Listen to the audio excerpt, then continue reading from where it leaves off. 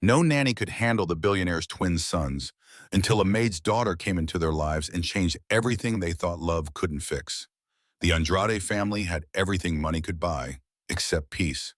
12 nannies had come and gone, each leaving with the same words on their lips. These boys are beyond saving. But then a soft voice in the hallway said, "They're not bad, they're just lost." That voice didn't belong to a therapist or a teacher. It belonged to an 11-year-old girl with a dustcloth in her hand. What began as a father's last desperate attempt to restore order ended as a journey that rebuilt a broken home. This is the story of how a maid's daughter taught a billionaire that love cannot be hired, and sometimes the smallest of anchors can calm the fiercest storm. Before we continue, tell us in the comments where you are watching from today. We love to see how far these stories reach. And don't forget to subscribe so you don't miss tomorrow's special video. Now let's get back to the story. Enjoy. Some fires can only be extinguished with a gentle rain, not a flood. The silence in the large villa was fragile, easily broken. In the spacious toy room on the second floor, it shattered like a dropped plate. João Andrade stood at the door of the room, a veritable battlefield of toys and unopened books that had become a war zone. His 6-year-old twin sons, Leo and Oscar, were in conflict. A tower of expensive wooden blocks imported from Germany had been knocked over. A stuffed giraffe with its neck bent at an unnatural angle lay in the middle of the chaos.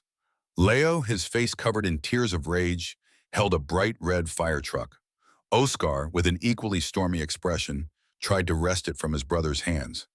"It's mine," shouted Leo, his little body shaking with anger. "No, it's not," replied Oscar, his voice mirroring his brother's.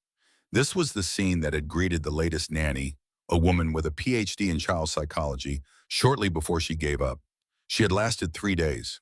The previous one, a stern English woman with impeccable references, had lasted a week. In the 2 years since his wife Eleanor had passed away, João had hired and lost 12 nannies. Each one left with a forced smile and a check that could buy a small car, muttering about the boys being unmanageable. João, a man who could command a room full of ruthless executives with a single calm word, felt a familiar wave of helplessness. He was a billionaire, an industry titan, but he was failing at the one task that really mattered. He saw his late wife and his son's determination, in the fierce loyalty they showed each other, even in their anger, but he didn't know how to reach them. He had tried everything: therapists, reward charts, strict schedules, and an endless stream of toys. Nothing worked. The mourning in his home had turned into constant, silent anger. He was about to intervene, using his firm, distant voice, which always failed to calm them, when he heard a soft sound behind him. He turned and saw Sarah Carter, his housekeeper, standing in the hallway. She was a quiet, reliable woman who had been working for him for a year. She kept her head down and her work was impeccable. Next to her, holding a dustcloth in her small hand, was her daughter Amelia. Amelia was 11 years old with blonde hair tied back in a neat ponytail and eyes the color of a summer sky. They were calm, intelligent eyes that seemed to see everything. She looked past João to the toy room and the raging storm of his children. She was neither shocked nor frightened. She watched with intense concentration, as if studying a complicated puzzle. Sarah placed a hand on her daughter's shoulder, a silent apology for the intrusion. "I'm sorry, Mr. Andrade," she whispered. "Amelia, come on. Let's not disturb you and the boys." But Amelia didn't move. Her gaze was fixed on the twins. Oscar had finally snatched the truck from Leo and now held it above his head like a trophy. Defeated, Leo fell to the floor, his small body shaking with sobs. Oscar's victory seemed empty. He looked at the truck in his hands and then at his crying brother, and an expression of confusion and despair crossed his face. He didn't want the truck. He wanted the fight. "They're not bad boys," said a small voice. João looked down. Emilia was looking at them seriously. "They're just lost," she said. "Their anchor is gone, so they're making big waves to see if they can reach the shore." João stared at her, surprised by the simplicity and depth of the metaphor. He had heard dozens of experts try to explain his son's behavior in complex clinical terms. None of them made as much sense as this 11-year-old girl. "What do you know about anchors?" he asked, his voice softer than he intended. My great-grandfather served in the Navy, Amelia replied, her gaze steady. Sergeant Elias Venz. He used to say that a ship in a storm without an anchor is just a piece of driftwood. It is tossed by the waves until it shatters on the rocks. He said, people are the same. Sarah was mortified. Amelia, you shouldn't be bothering Mr. Andrade. I'm sorry, sir. Joao raised his hand, silencing her. He crouched slightly to be at Amelia's level. So what do you suggest I do, Amelia? It seems I'm completely without anchors. Amelia's expression was serious. You don't need a babysitter, Mr. Andrade. You've already tried that. They're like captains who come on board and try to steer the ship in a new direction. But the crew, Leo and Oscar, don't trust a new captain. They'll just fight him. She took a deep breath as if preparing for what she was about to say next. What they need is someone who will just be on the boat with them, not to command, but just to be there. A friend. Joao felt a flash of something he hadn't felt in a long time. Curiosity. And who do you have in mind for this friend? Amelia looked him straight in the eye. I said she would only be there for a week-long trial. I'll spend time with them. I won't be their babysitter. I won't tell them what to do. I'll just be with them. We can build things, read, or just sit around, whatever they want. Joan was about to dismiss the idea. It was absurd. She was a child herself. What could she do that a team of professionals couldn't? But then he looked at the playroom with his two miserable children and saw the quiet confidence in Amelia's eyes. He was desperate, and sometimes desperation makes you hear the quietest voice in the room. One week he said the words, surprising even himself, no problems. The moment there is any problem, any at all, the agreement will be terminated and you will be paid for your time. Of course, said Amelia, nodding her head. This is not a job, Mr. Andrade. You can't pay a friend to be a friend. The only condition is that you let me do it my way. Her mother looked like she was about to faint, but Joao nodded. All right, Amelia, your way for a week. Amelia smiled a small, genuine smile that lit up her face. Thank you, sir, she said. She then walked past him and into the toy room. She didn't approach the boys, didn't say a word to them. She walked to the corner of the room where a large, forgotten dollhouse was covered in a thin layer of dust. She sat down on the floor in front of it and began silently arranging the miniature furniture. Leo's sobs subsided until they became sniffles. He and Okar watched, their faces streaked with tears, a mixture of mistrust and curiosity. She didn't look at them, humming a soft, toneless melody as she moved a small chair from one room to another. After 5 full minutes of this silent, concentrated activity, Leo approached her a little. What are you doing? He asked, his voice thick with tears. Amelia looked at him calmly and kindly. I'm preparing this house, she said. The family who lives here has had a long and difficult journey and is finally coming home. Oscar, still holding the red fire truck, also approached. What family? He asked. Amelia looked at the dollhouse and then at the two boys. I don't know yet, she said thoughtfully. I'm waiting for them to tell me their story. For the first time that morning, the toy room was completely silent. Not the fragile, tense silence of a ceasefire, but a new kind of silence filled with a question. Joao Andrade stood in the doorway, a billionaire in a tailored suit, watching as the daughter of a maid began to do what he had failed to do. She wasn't trying to control the storm. She was just sitting in it, waiting patiently for the waves to calm down. And for the first time in a long time, he felt a small, fragile glimmer of hope. The next morning, Amelia arrived not with a list of activities or a schedule, but with a worn copy of Treasure Island and a small, determined smile. She found the boys in the living room, a vast, museum-worthy space with high ceilings and furniture so expensive it seemed to repel comfort. They were watching cartoons on a television the size of a movie screen, their faces motionless, the volume deafening. Amelia did not ask them to turn down the volume, nor did she suggest they do something else. She just sat down on the floor about 10 feet away from them and opened her book. She began to read aloud, her voice no louder than a whisper. It was a futile task to try to compete with the explosions and laser beams on the screen. I remember him as if it were yesterday, as he approached the door at the end, his sailor's trunk following behind on a wheelbarrow. Leo looked at her with an irritated expression and turned up the volume on the television even more. Amelia was not shaken. She continued reading her voice. It was a steady, calm flow amid the whirlwind of cartoon noise.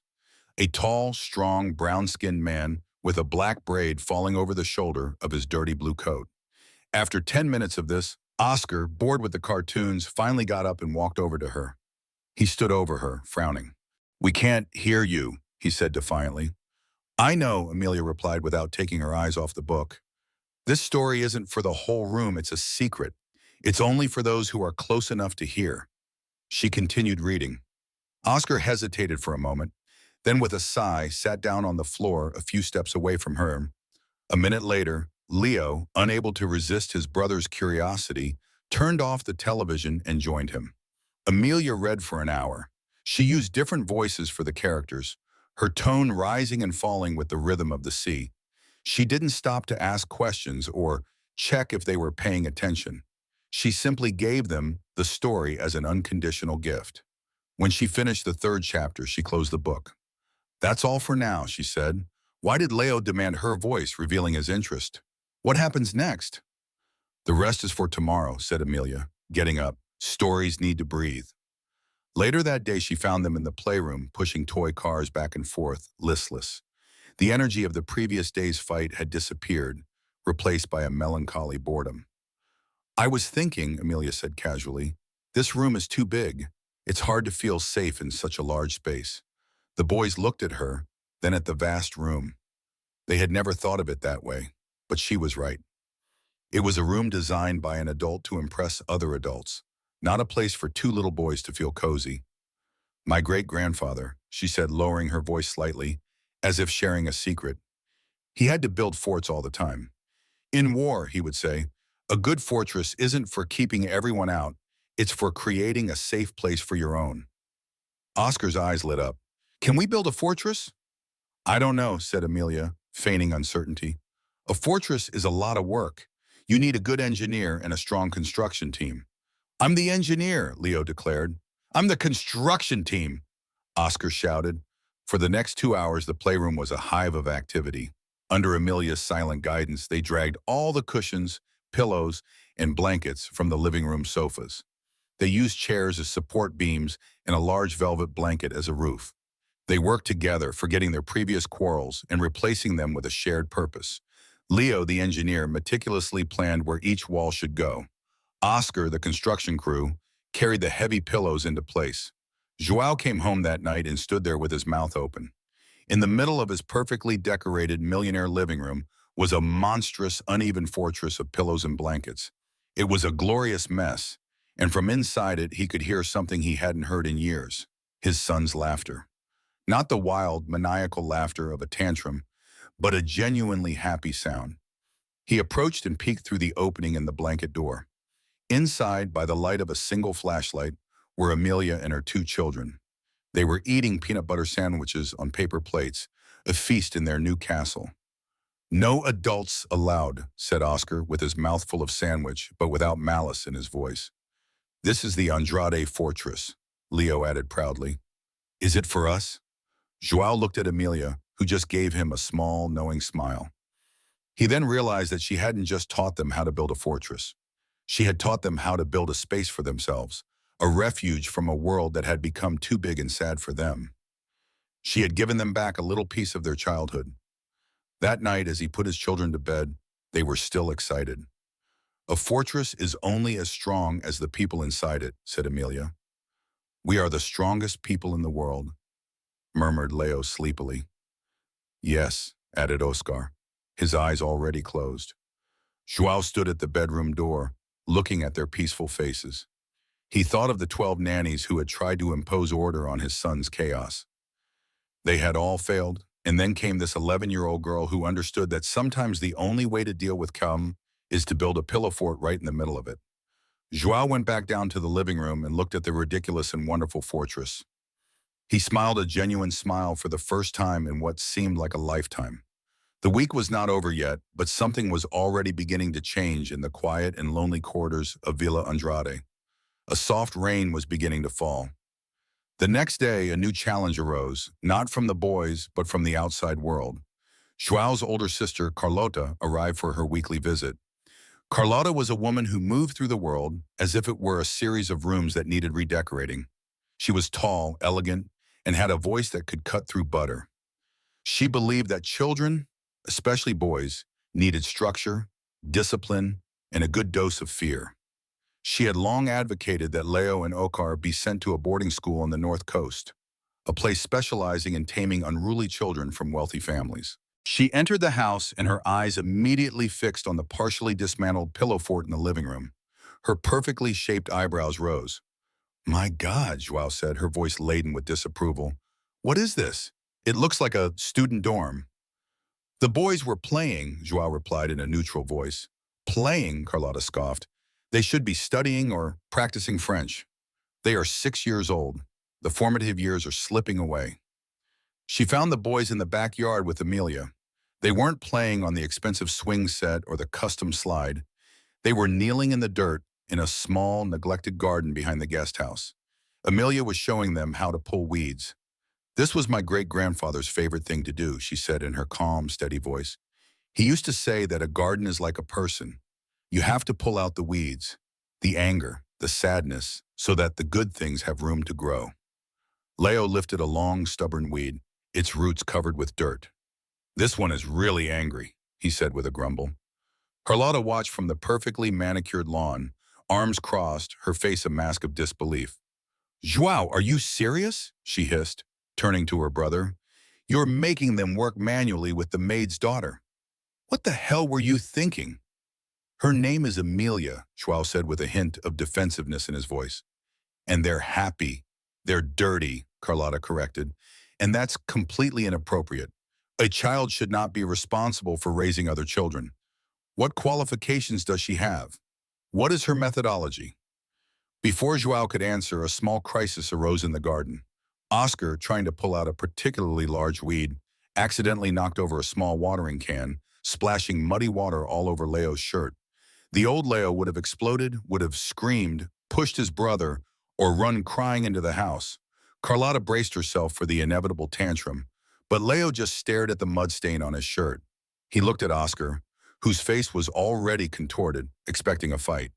Then he looked at Amelia, who was watching them calmly, saying nothing. She had established a simple, unspoken rule on the first day: not to solve their problems, but to help them find their own solutions. Leo took a deep breath. "Is everything okay, Oscar?" he said, his voice a little shaky. "It's just dirt. We can wash it off." Oscar looked at his brother, his eyes wide with surprise. Then a slow smile spread across his face. "Okay," he said. Carlotta was speechless. She had never seen either of them back down from a fight. She looked at the pews and then at Amelia, who was now calmly showing them how to settle the dirt around a small rosebush in trouble. "How did she do that?" whispered Carlotta, her voice mixing admiration and suspicion. "I don't think she did anything," said Joao, a slow realization dawning on him. "I think she's just teaching them to do it themselves." Carlotta wasn't so easily convinced. She didn't see this as progress, but as a threat. I'm... For months, she had been positioning herself as the only one capable of saving her brother and his children. This quiet, unassuming girl was undoing all her carefully laid plans. She walked over to the garden bed, her heels sinking slightly into the soft grass. "Amelia," said in a sugary voice, "it's so lovely of you to help the boys, but I think that's enough gardening for today. It's time for educational screen time." Leo and Oscar looked up. Their expressions fell. "We want to stay with Amelia," Leo said with a touch of his old stubbornness in his voice. "Nonsense, dear," said Carlotta, smiling brightly. "Anne Carlotta knows what's best. We're going to watch a wonderful documentary about the migratory patterns of the Arctic bird. It's much more stimulating than playing in the mud." She reached out to Oscar, but he pushed her away. Emilia stood up, wiping her dirty hands on her jeans. She looked at Carlotta, her expression polite but firm. "Mr. Andrade said, I can do it my way for a week," she said in a clear, firm voice. "And my way is to let them choose." She then turned to the boys. "It's your afternoon. What would you like to do?" Leo and Oscar looked at their aunt, then at Amelia. For the first time, they had a real choice, and they made it. "We want to save the roses," Oscar said, pointing to the struggling bush. Carlotta's face contorted. Being contradicted by her nephews in favor of the maid's daughter was an insult she couldn't bear.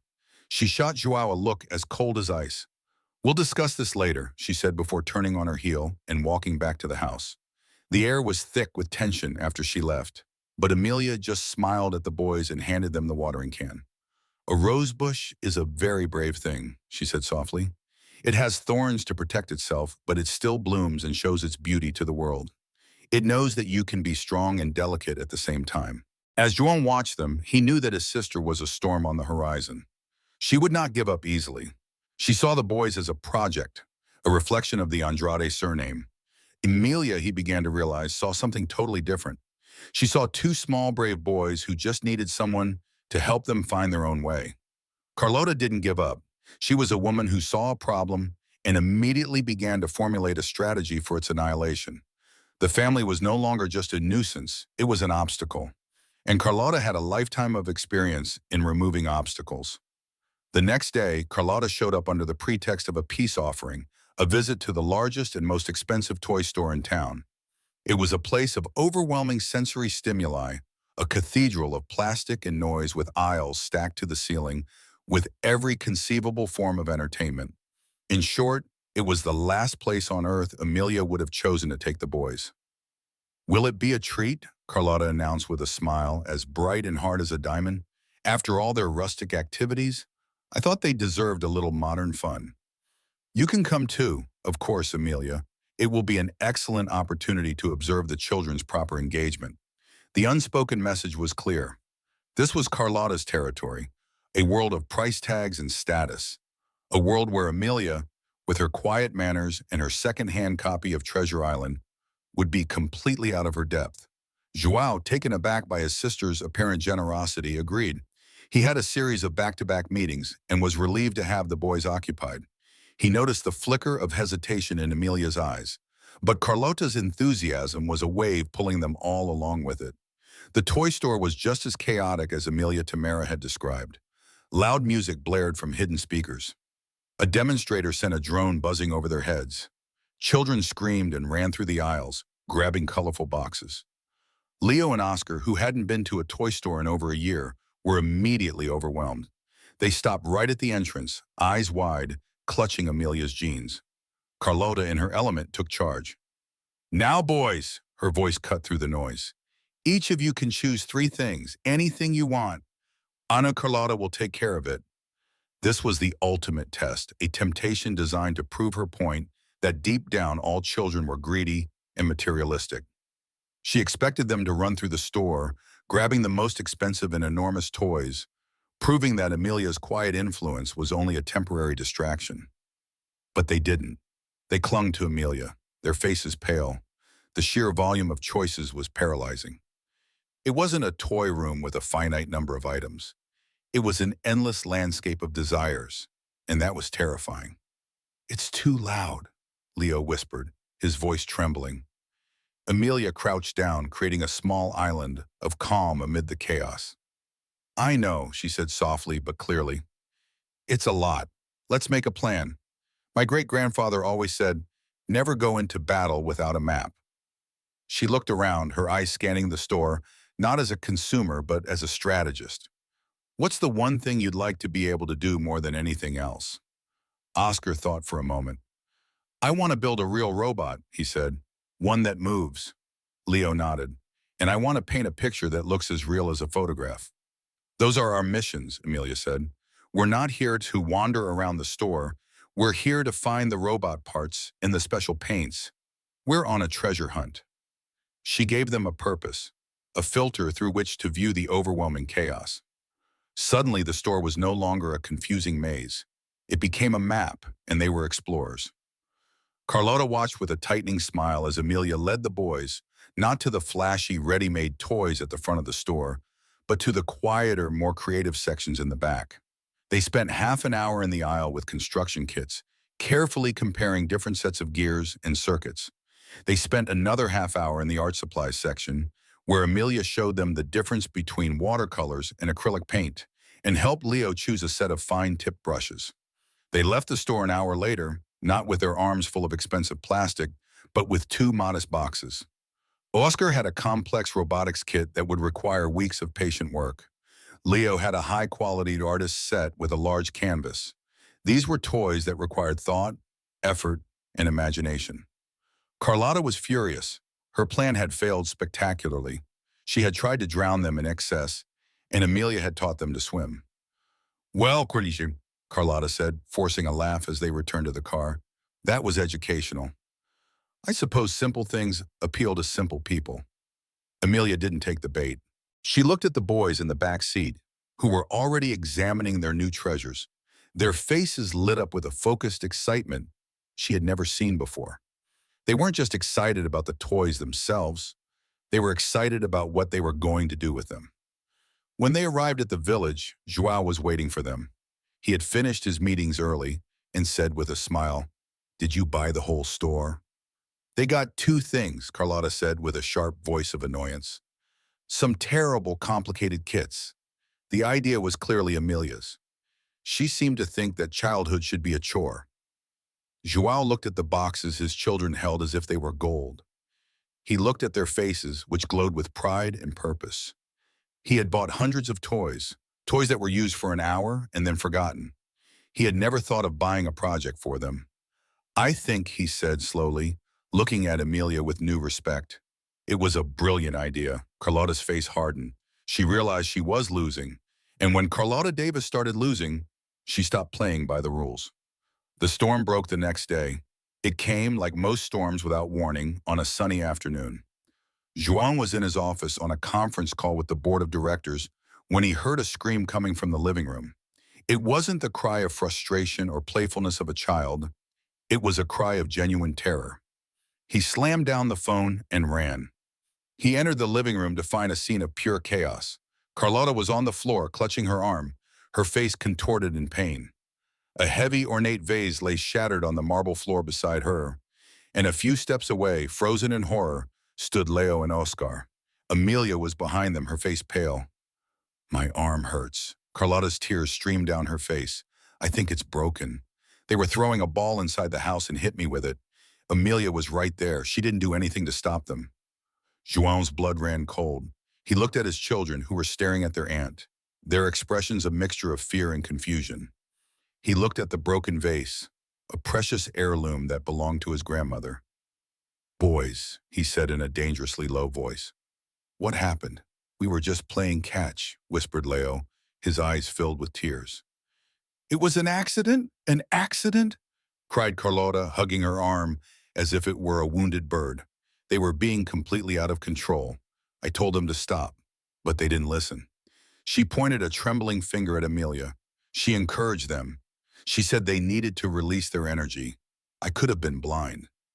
João looked at Amelia, his face a grim mask. It's true. Amelia's heart was racing. She knew how it looked. She knew that Carlotta had set a trap and she had fallen into it. She was in the kitchen preparing a snack for the boys. She had heard them playing a little too boisterously, but didn't think anything of it.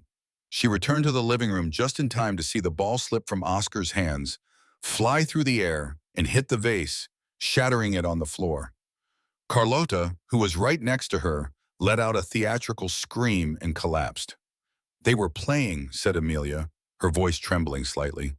The vase was an accident. So you admit it? Interrupted Carlotta triumphantly.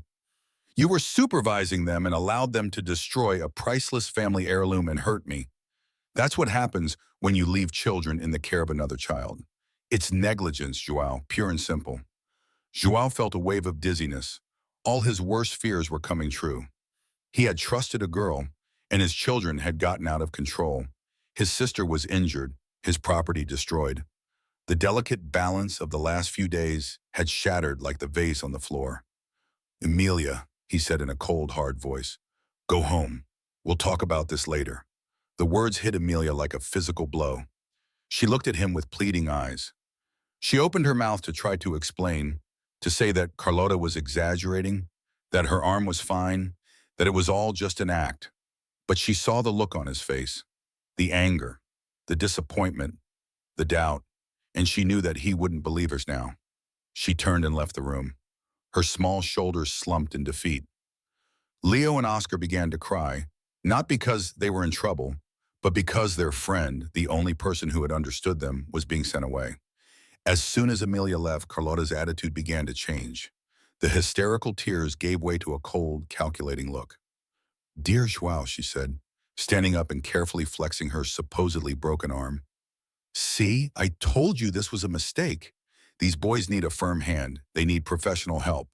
My friend who runs a boarding school in Switzerland has 2 places available for next semester." Joao stared at his sister, looked at her perfectly intact arm, looked at the broken vase, and then looked at his 2 children cowering on the sofa, sobbing as if their hearts were broken. He had been quick to believe the worst. He had seen the chaos and his mind had immediately jumped to the conclusion that Carlotta had so cleverly prepared for him. But now, in the calm sequence of events, the pieces didn't fit together. Carlotta's miraculous recovery had been too quick. Her proposal about the boarding school was too polished. And her children, whom he had never seen, seemed completely lost even after their mother's death. As he sent Amelia away, he realized with a sinking heart that he had taken away their anchor. He walked over to the security panel on the wall, the same one that controlled the cameras he had installed throughout the house after his wife's death. He had told himself it was for security, but he knew it was really for his own peace of mind, a way to watch over his children when he wasn't there. He rarely watched the recordings. "What are you doing?" asked Carlotta, her voice suddenly sharp. "Just checking something," said Joao, his fingers flying over the keyboard. He brought up the recording from the living room camera for the last 10 minutes. He watched silently as the whole scene unfolded on the small screen. He saw Leo and Oscar tossing a small, soft foam ball back and forth. He saw them laugh. He saw Carlotta enter the room and stand directly next to the vase with her back to the boys. He saw the ball slip from Oscar's hand. It wasn't a wild throw, it was a simple, clumsy accident. It passed Carlotta without causing any damage, hit the vase, and knocked it over. And he saw his sister, after a deliberate pause, throw herself on the floor and start screaming. The truth was exposed in the cold, silent pixels of the recording. It was a lie, a cruel and calculated lie designed to manipulate him and get rid of an 11-year-old girl. He turned to face his sister, and for the first time in her life, she saw a look in his eyes that truly terrified her. It was not the look of a grieving and uncertain man. It was the look of an industry titan who had just been betrayed. "Get out," he said, his voice deadly calm. Carlotta's face turned white. "Joao, you're the only one who lied to me." Her voice trembled with cold, controlled rage. "You used my children. You tried to destroy a girl who did more for this family in 5 days than you did in 2 years. Get out of my house." Now Carlotta, for the first time in her life, was speechless. She gave him one last venomous look and then swept out of the room, the queen of a kingdom that had just been taken from her. Joao stood in the silent living room, filled with debris. The relief he had hoped to feel was absent. All he felt was a deep and overwhelming shame. He had failed the test. He had doubted the only person who had shown his children nothing but kindness and understanding. He needed to fix this. He ran out of the house without even bothering to close the door behind him. He got in his car and drove faster than he should have to the small, tidy house across town where his housekeeper lived. He found Amelia sitting on the porch swing, her copy of Treasure Island resting limply in her lap. Her eyes were red from crying. He climbed the steps and stood before her, a billionaire in a $1,000 suit, feeling smaller than he had ever felt in his life. Amelia said, her voice thick with emotion, "I'm so sorry. I was wrong. I should have trusted you." Amelia looked up at him. Her expression was a mixture of sadness and wisdom far beyond her years. "My great-grandfather used to say that trust is like a mirror," she said softly. "Once it's broken, you can put the pieces back together, but you'll always see the cracks." Joao's heart ached. "I know," he said, "but I'm asking you to help me try. Please come back. The boys need you. I need you." It was an admission of vulnerability he had never made to anyone before. He wasn't a billionaire asking for a favor. He was a father asking for help. Amelia looked at him for a long moment, her clear blue eyes searching his face. Then she gave a small, hesitant nod. "All right, Mr. Andrade," she said, "for the boys. We still have 2 days left in our week. Let's not waste them." As they returned to the village, a fragile hope began to mend the cracks in the mirror. The storm had passed, but everyone knew that the landscape had changed forever. The next morning, the storm with Carlota seemed different. The air in the village, usually heavy with unspoken grief and tension, was lighter, as if a window had been opened in a stuffy room. The broken vase had been cleaned up, but the empty space where it had stood for 50 years was a silent testimony to the events of the previous day, a space waiting to be filled with something new.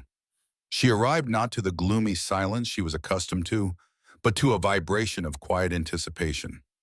Leo and Oscar were waiting for her in the playroom, their treasures from the store laid out on the large central table like sacred artifacts. Oscar had the robotics kit with hundreds of small parts, still sealed in plastic bags. Leo had his canvas mounted on a small easel he had found in a closet, his new brushes and paints arranged in an orderly row. There was no talk of the previous day, no mention of her aunt, or the broken vase, or the terrible accusation. Amelia knew that children have a remarkable ability to live in the present. The past was a shadow they could leave behind while the sun shone today, and today the sun was shining.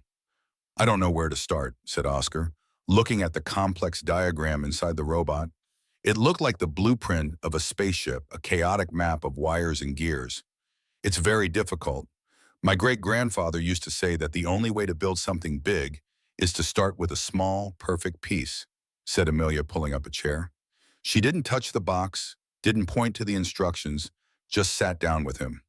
He was an engineer in the Navy after the war. He built engines. He used to say, "You can't think about the whole engine at once, or your brain will get tangled up. You just have to think about the first screw. Find it, put it in the right place, tighten it, then think about the next one." Okar looked at the sea of plastic parts. Then he went back to the diagram. He pointed with his little finger to a tiny, seemingly insignificant screw. He said it was number A1. For the next hour, that was their whole world.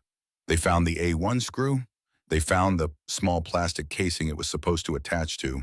They used the tiny screwdriver that came with the kit, and with almost meditative concentration, Okar fitted the first piece of his robot into place. It was a small and simple victory, but it was a victory, and it was his. Meanwhile, Leo stood in front of his blank, empty canvas, paralyzed by the emptiness. He held the brush in his hand, but did not move. "What if I ruin everything?" asked the voice. A small whisper. Amelia approached and stood beside him, her gaze gentle and encouraging. "My great-grandfather painted," she said. "Not with brushes like these. He painted ships, big ships." He stood in the rain with a huge bucket of gray paint. He said that the first stroke is the scariest because it changes everything. It means that the ship is no longer just a dream, it's becoming real. She paused, looking at the pristine canvas, but he also said that a painting isn't about being perfect. It's about being brave. It's about putting a color on the canvas that wasn't there before. Every painting in the world began with a bold stroke on an empty canvas. Leo looked at the variety of colors on his palette, dipped his brush in a bright, sunny yellow, hesitated for a second, and then, taking a deep breath, made a single bold stroke at the top of the canvas. The color was bright, vivid against the pure white. It wasn't the sun, it wasn't a flower, it was just yellow. And it was a beginning, a bold stroke. He looked at Amelia and smiled, a genuine smile, light and carefree. She smiled back. Joao watched them from the doorway without being seen. He had canceled all his meetings for the day. For the first time since Eleanor had passed away, the multi-billion-dollar corporation he had built seemed secondary. His real work was there in that room. He watched as Amelia moved between his two children, a calm and constant presence. She was not a teacher in the traditional sense. She did not give answers. She gave something much more valuable. She gave them the confidence to find their own answers. She was like a master gardener, caring for two fragile seedlings, knowing that her job was not to force them to grow, but to provide the right conditions, light, water, space, so that they could grow on their own. She saw her children not as problems to be controlled, but as individuals with their own passions, their own fears, their own unique ways of seeing the world. Oscar, the engineer, needed logic and order, the satisfaction of fitting the pieces together to create a functional whole. Leo, the artist, needed freedom and expression, the joy of creating beauty out of nothing. For 2 years, Joao had tried to force them to fit into the same mold of what he thought a normal childhood should be. Amelia showed him that they were two totally different forms and that both were perfect. Later that afternoon, Joao found Amelia in the library, carefully placing her worn copy of Treasure Island back on the shelf. "They're still working," she said, her voice filled with admiring silence. "They hadn't fought once, nor had they even asked to watch television. They don't need to fight, they have a mission," Amelia said, turning to him. "My great-grandfather used to say that when a team is busy building something together, they don't have time to argue about who gets the best bed." "That great-grandfather of yours," said Joao. With a small smile, he seemed to have an answer for everything. "He listened a lot," Amelia replied simply. "Most people don't really listen. They just wait for their turn to speak. When you really listen, you begin to understand what people are trying to say, even when they don't use words." The simple truth of her statement hit Joao with the force of a physical blow. When was the last time he really listened to his children? He had heard their angry outbursts, their demands, their arguments. But had he ever heard the silence between them? He tried to understand the sadness, the fear, the confusion that fueled all that noise. He was so focused on controlling the storm that he had never thought to ask what was causing those turbulent waters. He had been so busy trying to fix them. He had never stopped to simply be with them. Emilia said sincerely, "I want you to stay not just for the rest of the week. I want to hire you permanently. You can set your price. I'll hire a tutor to take care of their schooling. You can just be here with them, do what you have been doing." It was the offer of a lifetime, a salary that could change her and her mother's lives forever. But Amelia shook her head, her expression gentle but firm. "You still don't understand." "I do understand, Senor Andrade," she said. Joao was surprised. "Understand what?" "I can't be their anchor," she said. "A friend can't be an anchor. A housekeeper can't be an anchor. Not even a great-grandfather who knows everything about ships can be an anchor. There is only one person who can be their anchor, and that is you." She took a small step forward, her gaze direct and steady. "They don't need a new captain, Mr. Andrade. They just need their father. They need you to sit on the floor and help them find the A1 screw. They need you to be brave and paint the first stroke of paint on the canvas with them. They need you to build a fort out of pillows and eat peanut butter sandwiches in the dark." She paused, letting the words sink in. "I can't stay forever. I have my own ship to build. But you are their harbor. You are the place they must return to. This week wasn't about me fixing your children. It was about me showing you how profound the silence that followed was." At that moment, Joao Andrade wasn't a billionaire. He was just a father who had seen the plan of his own heart. He was looking for a solution he could buy from a professional. He could hire a system he could implement. He had never realized that the solution was not a person, nor a price. It was a choice to be present. He nodded slowly as a wave of understanding and deep, humbled gratitude washed over him. "Thank you, Amelia," he whispered. The words seemed insufficient, but they were all he had. He left the library and went to the playroom. This time he didn't stay at the door. He went in and sat on the floor next to Oscar. He picked up the complicated diagram. "Everything okay, Mr. Engineer?" he said, his voice a little hoarse with emotion. "Show me where we are. What's the next piece of this puzzle?" Oscar's face lit up with a smile so bright it could have lit up the whole village. Across the room, Leo looked up from his painting, a silent, hopeful question in his eyes. "Let's start yours now, Mr. Artist," said Joao, his heart full. "I think this sky needs a little more blue for the rest of the day." The three worked, built, painted, talked, didn't solve all the problems. The pain of loss was still there, a silent current in the room, but for the first time they were navigating the waters together. The captain was finally on deck with his crew, and the ship was slowly but surely pointing its bow toward home. The last day of the test week arrived with a quiet serenity. It was a Saturday. Amelia's mother, Sarah, had the day off, but Amelia came to the village anyway. She said she needed to see the projects through to the end. Everyone knew it was more than that. It was an ending, and it needed to be honored. The robot was finished. It was small and clumsy in appearance, but when Oscar flipped a switch on its back, it walked, taking 3 stiff steps across the table before toppling over. Oscar didn't care. He let out a cry of pure joy. He had built something that worked. He had taken a box of cassin and turned it into a creation. Leo's painting was also finished. It wasn't a masterpiece. The perspective was a little off and the colors a little muddy in places, but it was vibrant and full of feeling. It was a painting of a garden. In the center, a single brave rosebush with sharp thorns bloomed in a bright, defiant red. In the sky above, a radiant yellow sun. The first bold stroke he had made shone above all else. They stood in the playroom, the three of them looking at their achievements. Joao was with them not as a supervisor, but as a participant. He had a smudge of blue paint on his cheek and a new understanding in his eyes. "So that's it," said Joao in a soft voice. "The week is over." Leo and Oscar were silent. They looked at Amelia, their expressions clouded by the impending pain of a farewell. They had had so many goodbyes in their young lives. "Are you leaving?" Oscar asked, his voice tight with emotion. Amelia knelt down, bringing herself to their eye level. "I have to go home," she said softly. "But that doesn't mean I'm leaving. A port is a place from which you set out on adventures, but it is always the place to which you return. I will visit you. We will be friends, but I cannot stay here." She looked at Joao. "They don't need me to stay here," she said. Her words were directed at him as much as at the boys. They already have their port now. Joao knew she was right, but the idea of the house returning to its old, sad silence was unbearable. He had one last card to play, a grand final gesture from a man accustomed to solving problems with a checkbook. Sarah said, turning to Amelia's mother, who had just arrived to pick her up, "I'd like to make you an offer. I want to pay off the mortgage on your house. I want to create a college fund for Amelia that is enough to send her to any university in the world." Sarah stopped him, putting her hand to her mouth. It was a life-changing amount of money, a fairy tale offer. "In return," Joao continued, looking at Amelia, "I'm not asking you to be a housekeeper.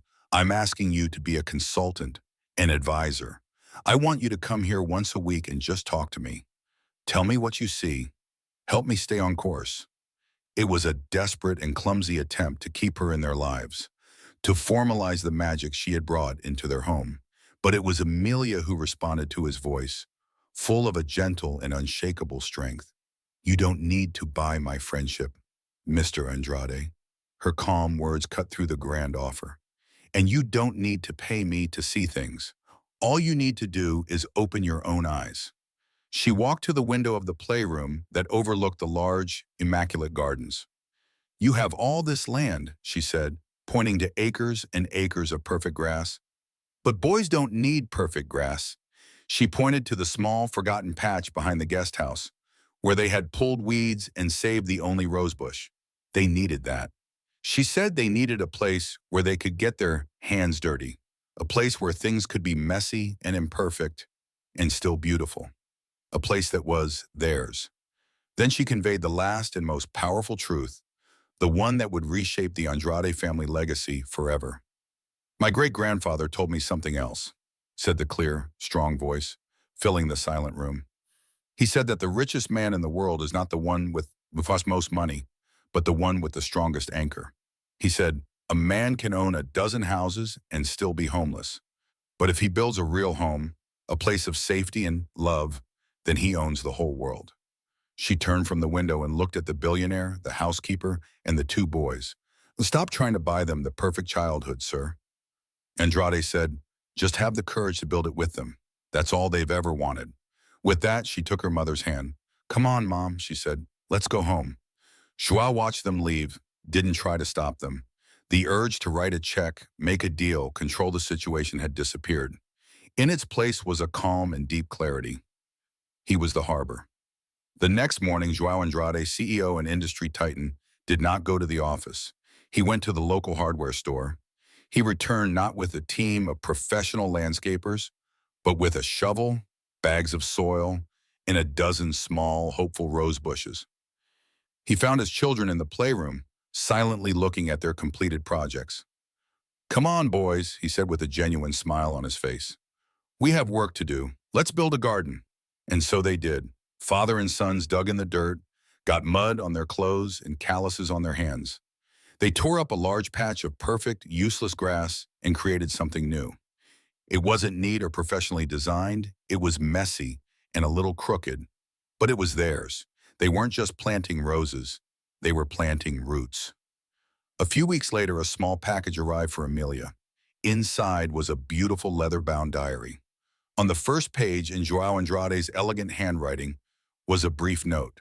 For all the stories you will yet write, it said, and for the one you helped us start, you were right. Trust is like a mirror. The cracks will always be there. But now, when we look into it, we don't just see what's broken. We see the three of us putting the pieces back together. And that's a beautiful reflection. Thank you for teaching a king that his greatest treasure was not in his castle, but in his own backyard. Amelia smiled. She knew that the Andrade mansion was no longer a silent and sad museum. It was a home. The storm had passed. The ship was safe in its harbor, and a quiet 11-year-old girl with blonde hair, the daughter of a maid and relative of a legendary war veteran, had proven that the most powerful force in the world is not wealth or power. It is the simple and revolutionary act of truly seeing another person and having the courage to help them see themselves. 6 months later, the first snow of winter fell on the Andrade property. It was a soft and quiet fall, covering the world in a soft and forgiving white. Inside the mansion, the silence was no longer fragile or tense. It was comfortable, peaceful, filled with the low hum of a contented home. The large living room, once cold and sterile like a museum, now showed the marks of a life lived. A half-finished Lego castle sat on the expensive carpet, and a colorful, slightly crooked painting adorned the space.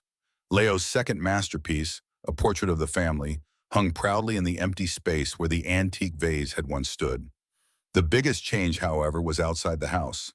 The garden, which when they started was just a patch of muddy earth, had become a beautiful and spacious mess. Even under a blanket of snow, the trellises and raised beds gave a sense of structure and promise. It was a place of rest, a testament to the work they had done. Joao Andrade now measured days not by the fluctuations of the stock market, but by the slow and patient rhythm of the seasons. He had traded late nights at the office for evenings with his children, analyzing seed catalogs and planning for spring planting. Leo and Oscar were transformed. Their constant anger had disappeared, replaced by a noisy, creative energy. Sher was building a new, more complex robot. This time, with rudimentary artificial intelligence, he was learning to program with his father's help. Leo had filled a dozen canvases with his art, his style becoming bolder and more confident with each painting. They still fought like brothers, but now they were just minor storms. No, hurricanes. They had learned to navigate their own emotional climate, knowing that their father was the calm harbor to which they could always return. Amelia visited every Saturday. Her relationship with the family had settled into a comfortable and easy friendship. Joao had respected her wishes. She was not a consultant and was not on the payroll. She was simply Amelia, a friend who came to share pizza and build Legos. He, however, had discreetly paid off her mother's mortgage, sending the final payment to the bank anonymously.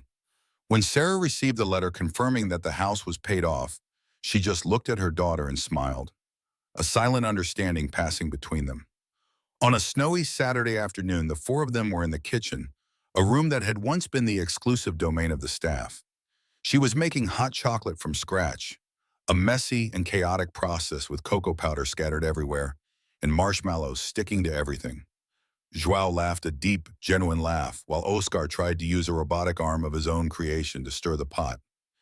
"Dad, it's more efficient this way," Oscar insisted as the arm spread chocolate over the pristine white countertop. "Efficiency isn't the point, Mr. Engineer," said Joao, ruffling his son's hair. "Sometimes the mess is the best part." Emilia watched them with a peaceful smile on her face. She saw the cracks in the mirror were still there, but they were no longer signs of breakage. They were the intricate and beautiful lines of a map, showing the journey they had taken to find their way back to each other. The billionaire had learned that his greatest treasures were not listed on any stock exchange. They were there in that warm and messy kitchen, covered in chocolate. The maid's daughter had taught everyone that a home is not built with money or things, but with moments. And on that snowy afternoon, they were building a fortress of their own, one sticky, wonderful moment at a time. And this is where we will end the story for now. Whenever I share one of these stories, I hope it gives you a chance to step out of your daily routine and just let yourself be carried away for a moment. I'd love to know what you were doing while listening. Maybe relaxing after work on a night commute or just unwinding. Leave a comment. I really do read them all. And if you want to make sure we cross paths again, liking and subscribing makes a huge difference. We're always trying to improve our stories, so feel free to leave your feedback in the comments section below.